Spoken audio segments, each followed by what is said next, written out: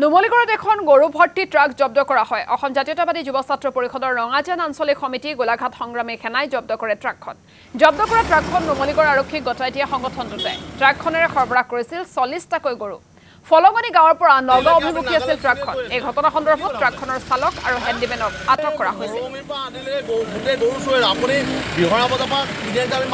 গৰু ভৰ্তি এখন গাড়ী তেখেতলোকে লৈ আহিছিলে।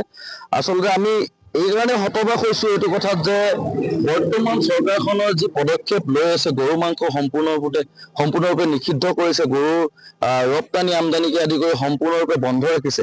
সেই ক্ষেত্ৰত এই যোনটো চোৰাংচোৱা যিটো আমাৰ যি এই গোটটো আছে, এই গোটটোৱে তেওঁলোকে কি সাহসত মানে এই গৰু ৰপ্তানি আচলতে তেওঁলোকে বৰ্তমানলৈকে কৰি গৈছে আৰু কাৰ সাহসত কৰি গৈছে আৰু কাৰ অজ্ঞাতে পুলিচ প্ৰশাসন যিহেতু ইমান কঠোৰভাৱে তেওঁলোকৰ দায়িত্ব পালন কৰি থকাৰ স্বত্বেও তেওঁলোকে কি ভিত্তিত তেওঁলোকে কাৰ সাহসত মানে এই গৰু যি চোৰাংচোৱা যিটো কৰি আছে এই ব্যৱসায়টোৰ বিষয়ে আমি আজি আমাৰ তিনিটা জাতীয় সংগঠন ওলাই আহিছো আৰু আমি চৰকাৰৰ যি আমাৰ আহ্বান, এই আহ্বানৰ মৰ্মে আমি যি গৰুৰ যি মাংস হওক বা গৰু ৰপ্তানি বা আমদানি যি বন্ধ হ'ব লাগে তাৰ সপক্ষে আমি সদায় থিয় দি আহিছো আৰু মাত মাতি আহিছো। কিন্তু আমাৰ ইয়াৰ যি উচিত ব্যৱস্থা এই প্ৰশাসনক আমি দাবী জনাইছো ইয়াৰ পৰাই যে যিসকল এই চোৰাংচোৱা চক্ৰটোৰ লগত যিসকল জড়িত হৈ আছে তেখেতলোকক কঠোৰতম শাস্তি যাতে তেওঁলোকে প্ৰদান কৰে।